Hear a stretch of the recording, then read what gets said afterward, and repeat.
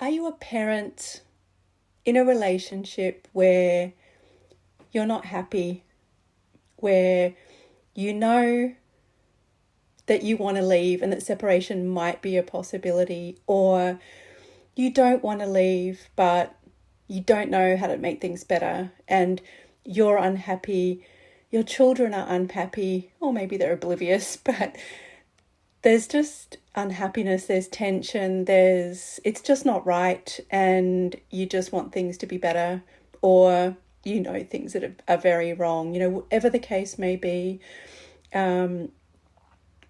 Make sure you talk to someone and figure out what is right for you and what isn't, and from there you can decide from a really empowered place what is the right thing for you to do. And this is what I do. I work with couples to explore what is happening and whether there's a way out and a way through, whether doing that is the right thing or not. It may not be, but this is something that you can work with me on, and together we can decide, and ultimately you can decide what the best thing for you is. Talk to you soon.